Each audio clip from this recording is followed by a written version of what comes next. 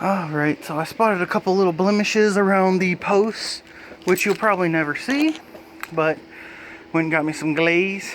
I've never used this kind before.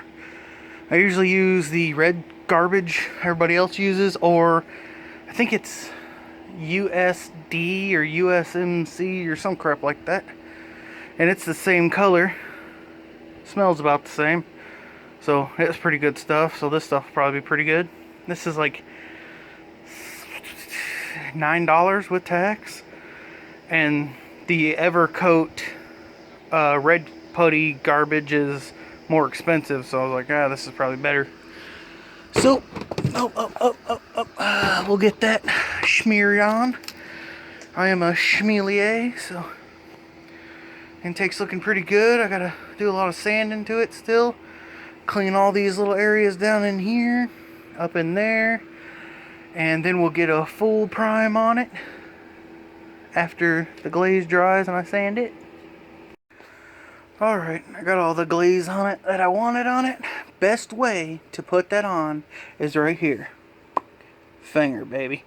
It gets you in all them corners. You can smooth it out real good, find all the blemishes, but that right there is your best way to put glaze on. Don't try to put that on there with a Bondo spreader. It ain't gonna work. Finger. Finger, finger, finger.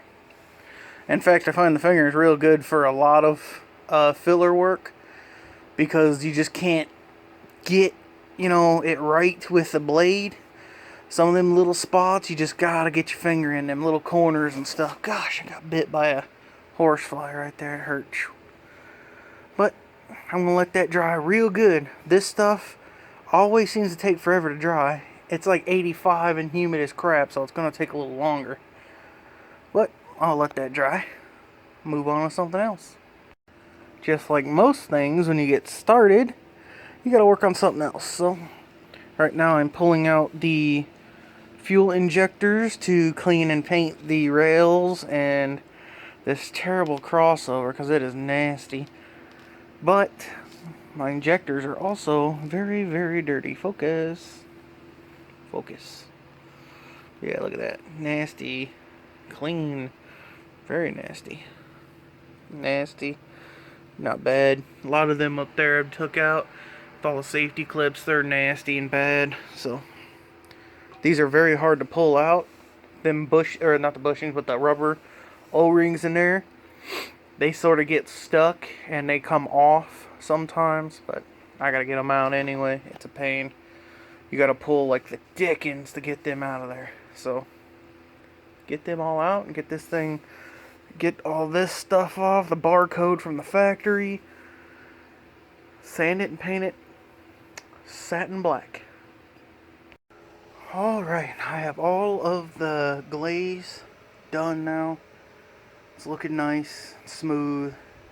Now everything gets the red Scotch-Brite. I also have my fuel rails over there, if you can see them. They're primed. So now I got a red Scotch all of this down here. I'll go over the rest of the stuff because this is like 400 grit. And I'll hit everything. Tape it off. Do the final prime. Let it dry. Paint it. Finally. Alright, we are sanded. Let me tell you what I was doing here. Then it helped a lot. Took my pick. Let me see if I can find a piece. It right here. And in them spots I was hooking my pick. Sorry, it's kind of hard to do here. One-handed, I was hooking my pick and rolling it up in there to get all them little cracks and crevices. So now I'm going to tape off what threads come untaped, which is just these two. And then it's time to prime.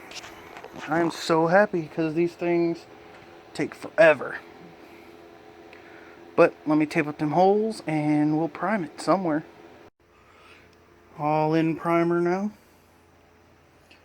You can see actually the black don't really bring out the cool factor in the intake, because you see these like runners, but they're not individual, but they're still cool. So the whole thing in prime. Yeah. Confined space, super high, not really, but I'm going to let that dry really good now. And then I'm going to hit with the blue. Probably blue it tomorrow. Fuel rails, they're all primed up. I'm going to hit them with one more coat of primer. Then I'm done for a night. It's hot. Okay, primer is a little strong. I'm out of here. So it is a very rainy day here. So I decided, hey, let's get out here and paint this intake. Look at here. Spider web. I don't think you guys can see that, but yeah. Intake is over here. Hold your loins. Focus, focus. Over here. We're going to get it painted blue. Gosh, I need to clean them webs. Look at here. I don't know if you guys can see that. Where I was down for 2 weeks, man. It's summertime. You get full-on big spiders out here. Anyway, rails got to get painted black. Intake's got to get painted blue. And then I got to rebuild the intake after I clean out all these injectors. Let me flip you around here. I've got to clean all these injectors. Some of them are pretty filthy. In fact, I just realized I have no brake cleaner or anything. Yay! But I need to clean all them out and put them back on the rail after they're painted. Huh. Had no carb cleaner, nothing. Anyway, let's work on this intake. I'm going to try to get it set up somewhere to where I can put it straight up and down. Not like up and down this way, but straight up looking down the intake. The bottom, not worried about painting. Only the top, really. So I just want to set it up to where I can easily paint it without, you know, zebra striping the whole thing. So let me see if I can't get that set up somewhere. So this thing is turning out wicked nice. This is the first coat.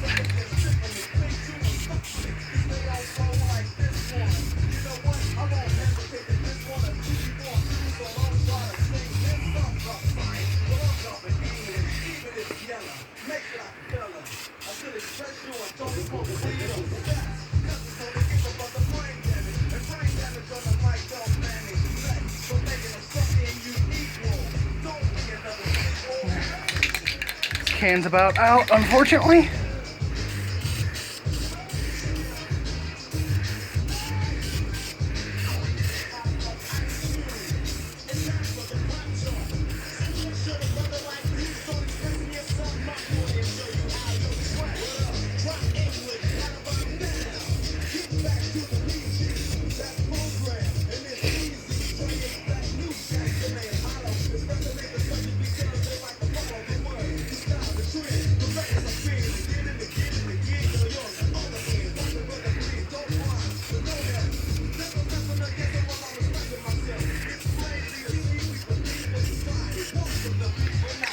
Chan's here.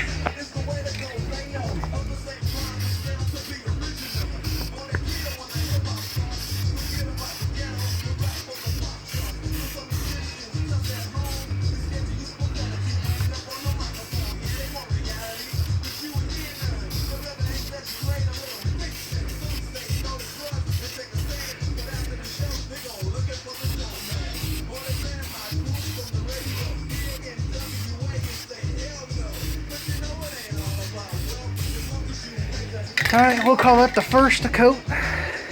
Looks killer. Look at this big spider over here. You see it?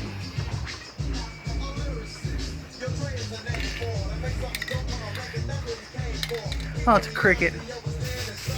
Here you go.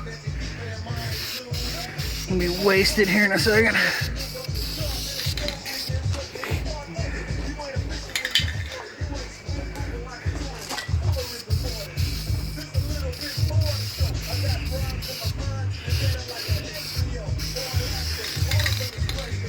Alright, step one.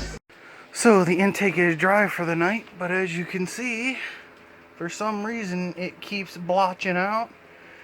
And I looked it up, and it appears to be that the humidity being so high is causing all these white streaks. So it's like whiting out. So I said, screw it, I'll wait. I'm just gonna let it dry tonight. Completely put another coat on it. but it does look absolutely sweet.